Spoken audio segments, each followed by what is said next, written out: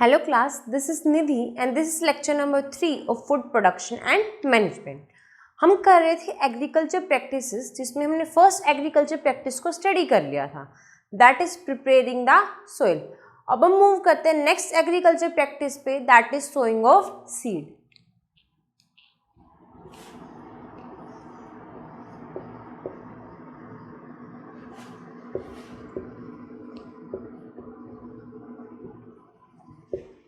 तो क्या होता है sowing of seed? Sowing of seed का मतलब होता है planting of seed in the soil, मतलब सीड को बोना। ओके, तो क्या होता है sowing of seed? Planting of seed in the soil is known as sowing of seed. तो क्या बताया मैंने आपको sowing of seed? The planting of seed in the soil is known as sowing of seed.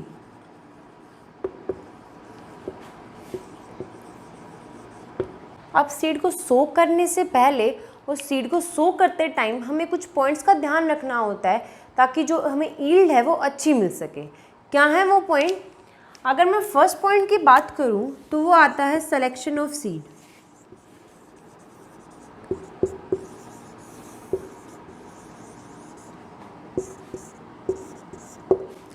Selection of seed का मतलब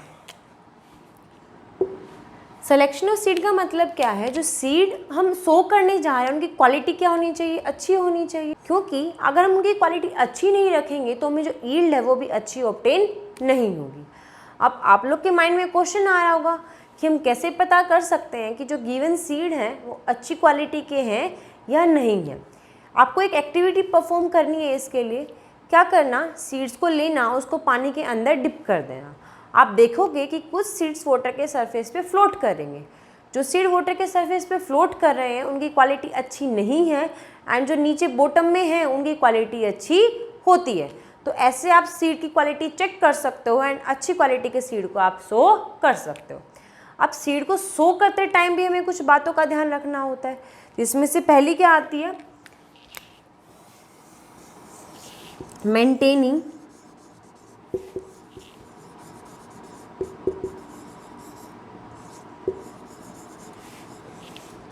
correct depth।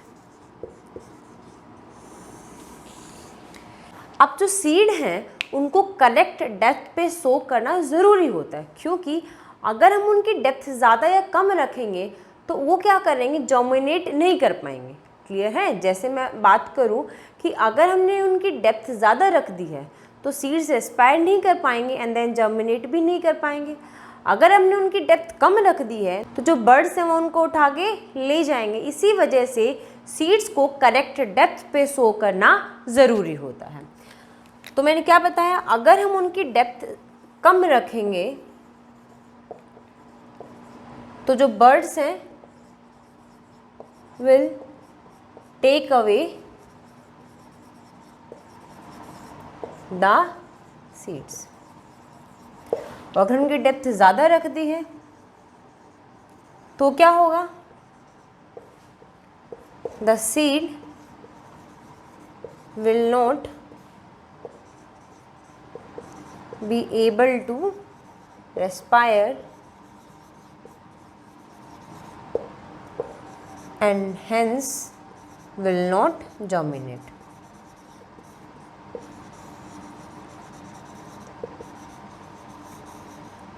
अब ये respiration क्यों ज़रूरी होती है? आपको पता है प्लांट फोटोसिंथेसिस करता है, अपना खाना खुद ऑब्टेन कर लेता है, लेकिन जब हम सीड की बात करते हैं तो सीड्स के अंदर स्टोर्ड या रिजर्व फूड होता है। अब सीड को प्लांटलेट बनने के लिए, छोटी सी प्लांटलेट बनने के लिए सेल डिवीजन की रिक्वायरमेंट होती है, एंड सेल डिवीजन को एनर्जी की रिक्वायरमेंट होती है। अब जो सीड है वो फोटोसिंथेसिस तो कर नहीं सकता, तो अपनी एनर्जी कहाँ से लेगा? वो अपनी एनर्जी जो फूड उसके पास स्टोर्ड था उसकी ब्रेकडाउन से लेगा, एंड फूड की breakdown in the presence of oxygen, उसी को हम क्या कहते हैं? रेस्पिरेशन। तो अगर सीड रेस्पायर नहीं करेगा तो एनर्जी भी नहीं बनेगी, एंड बिना एनर्जी के सेल डिवीजन नहीं होगी। क्लियर है? नेक्स्ट क्या पॉइंट रखना होता है ध्यान में, जो दो सीड्स के बीच में डिस्टेंस है वो प्रॉपर होना चाहिए, मीन्स मेंटेनिंग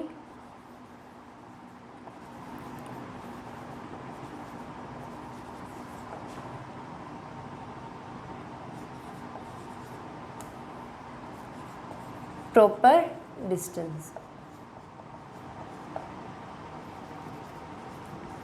अब प्रॉपर डिस्टेंस मेंटेन करना क्यों ज़रूरी है, क्योंकि अगर हम डिस्टेंस को ज़्यादा रख देंगे, दो सीड्स के बीच में अगर मैंने डिस्टेंस ज़्यादा रख दिया तो जो फील्ड का एरिया है वो वेस्ट हो जाएगा।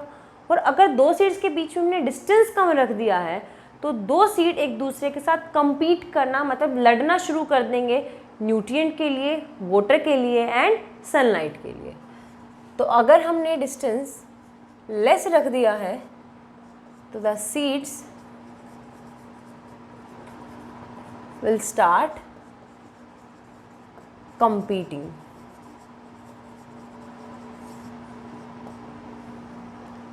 for nutrition, water and sunlight। और अगर डिस्टेंस ज़्यादा रख दिया तो क्या होगा, फील्ड एरिया वेस्ट हो जाएगा।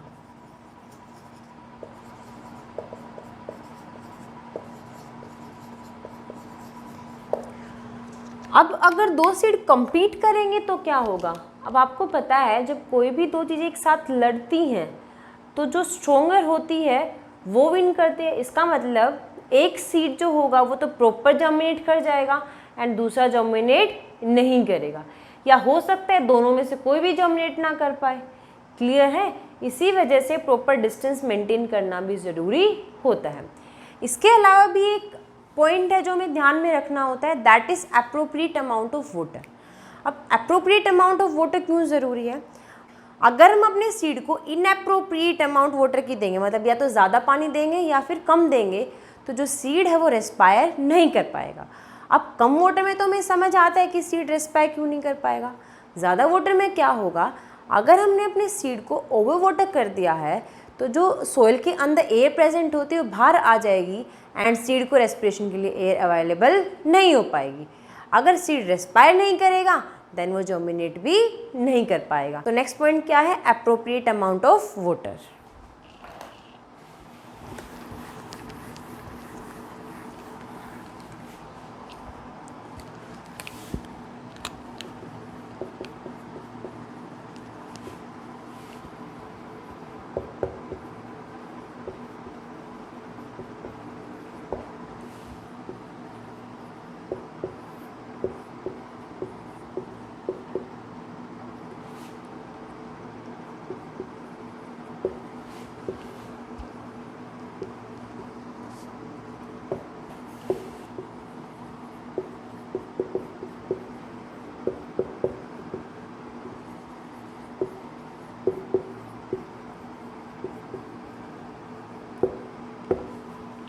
तो ये कुछ पॉइंट्स हैं जो सीड को सो करते टाइम हमें ध्यान में रखने होते हैं।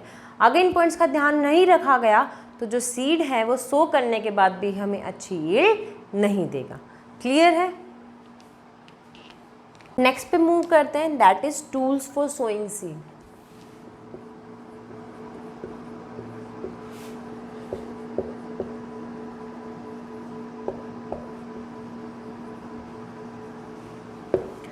अब जो पहले फार्मर्स थे वो क्या करते थे, वो सीड को रैंडमली स्प्रेड कर देते थे फील्ड के अंदर, जिसको हम ब्रॉडकास्टिंग कहते हैं।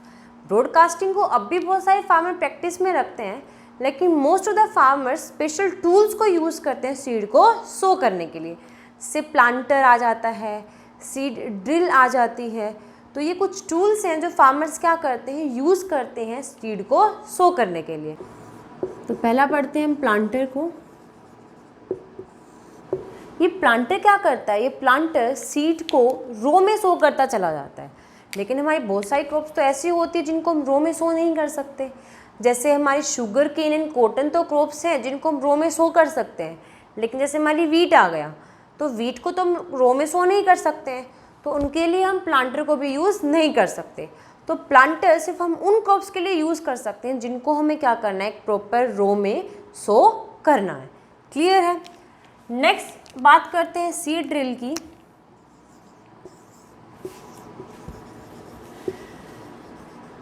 अब सीड ड्रिल रो में सो करने के साथ साथ एक काम और करता है, ये सीड्स को प्रॉपर डेप्थ पे भी सो करता है। जो प्लांटर है वो सिर्फ एक चीज़ को इंश्योर करता है, दैट इज़ करेक्ट डिस्टेंस, लेकिन जो सीड ड्रिल है वो दोनों चीज़ का इंश्योर करती है, correct distance and correct depth. Clear है। तो जो सीड ड्रिल है ये क्या होता है, इसमें ऊपर एक फनल शेप का कंटेनर होता है, जिस कंटेनर के अंदर अपने सीड को डालते हैं जो हमें सो करना होता है। वो फनल शेप का कंटेनर नीचे बहुत सारी लॉन्ग ट्यूब से कनेक्टेड होता है, और इस सीड ड्रिल को हम जैसे प्लोइंग कर रहे हैं तो इसको प्लो के पीछे टाई कर लिया जाता है। जैसे हमारी फील्ड प्लो हो रही है, ये सीड ड्रिल क्या करता है, उन लॉन्ग ट्यूब से सीड को सो करता चला जाता है। तो जो सीड ड्रिल है इसकी दो एडवांटेज होती हैं, एक तो एक करेक्ट डिस्टेंस को मेंटेन करता है और एक करेक्ट डेप्थ को मेंटेन करता है। तो क्या है seed drill? It contains a funnel shaped chamber connected to long tubes। इसकी एडवांटेज क्या हो गई? पहला, इट मेंटेन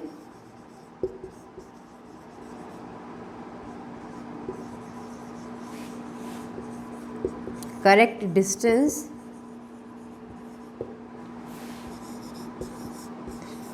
एंड नेक्स्ट आता है it maintain correct depth.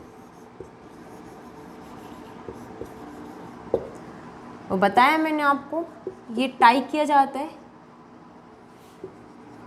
With the प्लो के साथ इसको हम टाई कर देते हैं। नेक्स्ट आता है ब्रॉडकास्टिंग। ये मैंने अभी भी आपको बताया था कि एक ऐसा प्रोसेस होता है जिसके अंदर एक फार्मर सीड्स को रेंडमली स्प्रेड आउट कर देता है अपने हैंड से। इसको मैन्युअल सोइंग भी कहते हैं। क्या कहते हैं इसको? Manual sowing.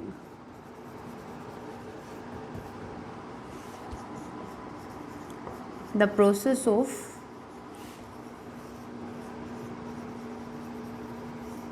sowing seed by randomly spreading out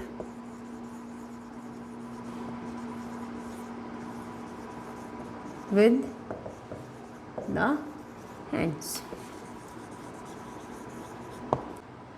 अब भी हमारी बहुत सारी ऐसी क्रॉप्स बच गई हैं, जैसे हमारे फ्रूट्स हैं, वेजिटेबल्स हैं, फ्लावर्स हैं, जिनको हम इनमें से किसी भी मेथड से सो नहीं करते हैं।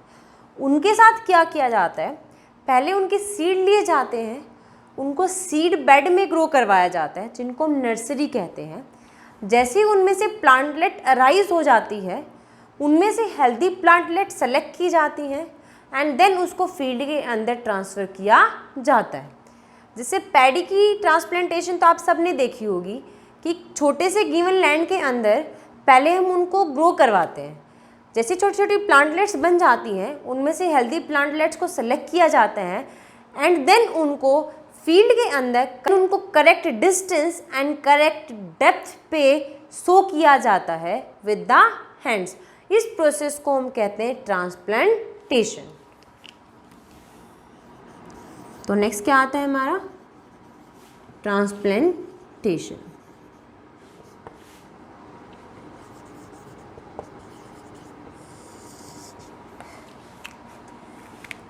तो किसके लिए यूज़ की जाती है? ये यूज़ की जाती है फ्रूट्स vegetables, flowers, etc. क्या करते हैं इस टेक्निक में? The seed are sown in seed beds called nurseries.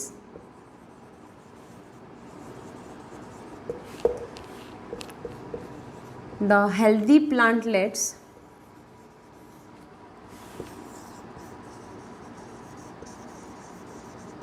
are then transferred to the field.